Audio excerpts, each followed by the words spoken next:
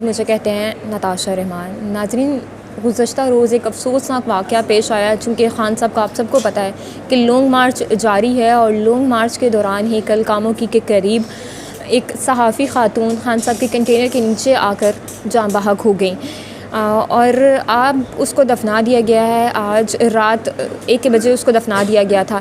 ابھی ہم صدف نعیم کے گھر موجود ہیں، ان کی والدہ میرے ساتھ موجود ہیں، ان سے بات کرتے ہیں، کیونکہ ان کے گھر میں جو سیاستدان ہیں وہ آ رہے ہیں اور تعزیت کر رہے ہیں، اظہار افسوس کیا جا رہا ہے۔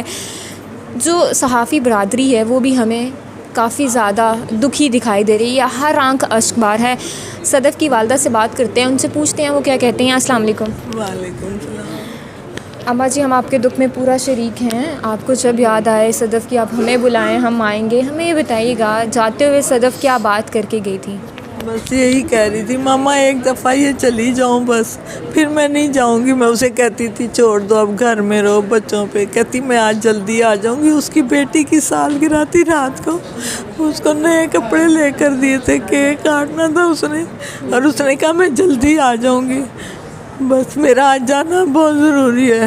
بیٹے کو اس نے کہا اپنا خیال رکھنا بیٹا۔ صدف کو آفس کون چھوڑنے جاتا تھا؟ لے کے کون واپس آتا تھا؟ خود ہی ہسبینڈ جاتے تھے چھوڑنے، لینے بھی وہی جاتے تھے؟ کبھی خود آ جاتی تھی، کبھی وہ۔ تو ہمیں یہ بتائے گا، جس آخری روز جس دن صدف گھر سے نکلی، کون چھوڑنے گیا تھا اس کو؟ اس کا بیٹا، بیٹی اور اس کا ہسبینڈ۔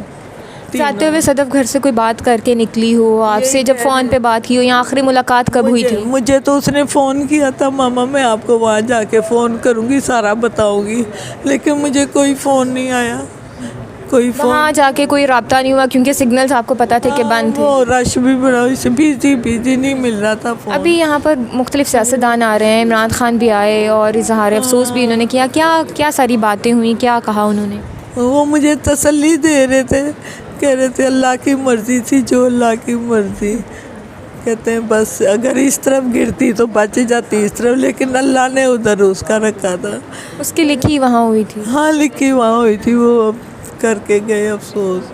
کہہ رہے ہیں اللہ کی مرضی، ہم تو مسلمان ہیں، ہم تو یقین کریں گے نا، ہم تو مسلمان ہیں۔ میں صبح اکیلی چلی گئی قبرستان، مجھے تو پتہ بھی نہیں تھا کہاں دفنایا ہے۔ میں پتہ نہیں کہاں سے پھر کے ڈھونڈتی گئی، پھر مجھے مل گئی صدف، پھر اتنی بڑی اس کی قبر۔ اللہ آپ کو صبر دے۔ اور اس کو صدف پیار کر کے آئی، پیار کر کے آئی اس کو میں۔ ماں ہے نا آپ اس سے؟ اسی نے اس کا منہ بھی نہیں دکھایا، منہ بھی نہیں دکھایا، منہ ہی چھپا کے چلی گئی دنیا سے، منہ چھپا کے چلی گئی دنیا۔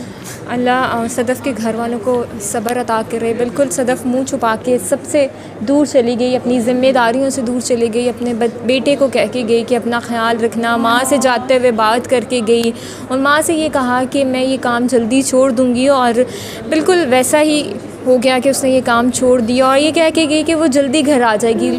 جلدی وہ گھر آئی، لیکن اپنے پاؤں پہ گھر نہ آئی۔ میں اس ٹائم بات تو ضرور کر رہی ہوں، لیکن میرے اپنے رونگٹے کھڑے ہو رہے ہیں یہ بات کرتے ہوئے۔ ہم صرف صدف کے گھر والوں کے لیے اور صدف کے لیے دعا کر سکتے ہیں کہ اللہ ان کو صبر دے اور صدف کو جنت میں جگہ دے۔ ہمیں اجازت دے، ہم دوبارہ سے حاضر ہوں گے، تب تک کے لیے اللہ نگہبان۔